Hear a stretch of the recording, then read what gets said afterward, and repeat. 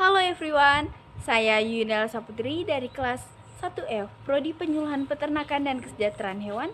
Pada video kali ini saya akan membahas mengenai kesejahteraan hewan atau animal welfare. Selamat menyaksikan.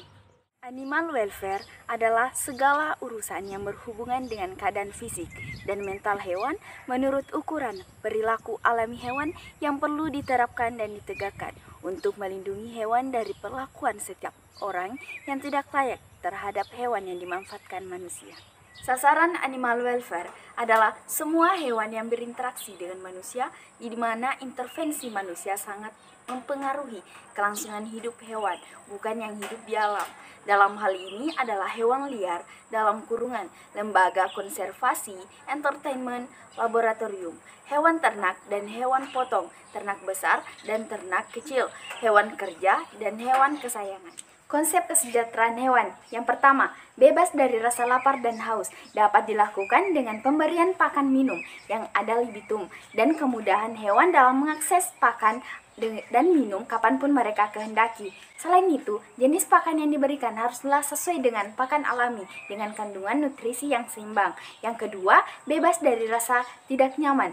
Ini dapat dilakukan dengan memperhatikan kebutuhan hewan terhadap tempat tinggal yang sesuai atau pemberian naungan atau sarang yang sesuai. Selain itu, faktor lingkungan yang harus diperhatikan meliputi temperatur, kelembapan, ventilasi, dan pencahayaan. Yang ketiga, bebas dari rasa sakit, luka, dan penyakit.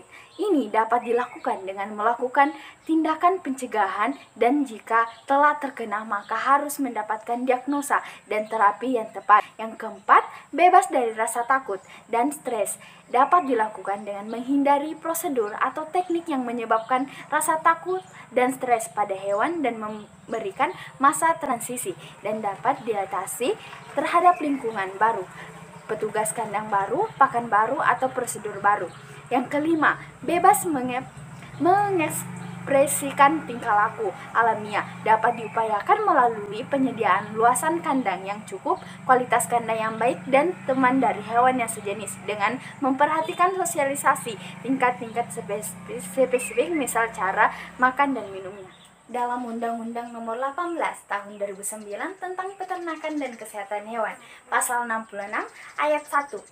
Untuk kepentingan kesejahteraan hewan dilakukan tindakan yang berkaitan dengan penangkapan dan penanganan, penempatan dan pengandangan, pemeliharaan dan perawatan, pengangkutan, pemotongan dan pembunuhan, serta perlakuan dan pengayoman yang wajar terhadap hewan.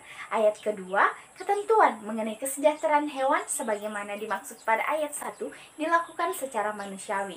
Ayat ketiga, ketentuan yang berkaitan dengan penyelenggaraan kesejahteraan hewan diberlakukan bagi semua jenis hewan bertulang belakang dan sebagian dari hewan yang tidak bertulang belakang yang dapat merasa sakit.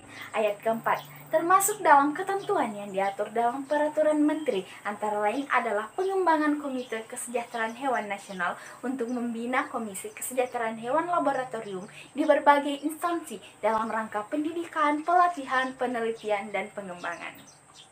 Hewan laboratorium adalah hewan yang dipelihara khusus sebagai hewan percobaan, penelitian, pengujian, pengajaran, dan penghasil bahan biomedik, ataupun dikembangkan menjadi hewan model untuk penyakit manusia. Tema yang saya pilih yaitu kandang closed house. Nah, seperti tempat di mana saya berada sekarang yaitu kandang closed house.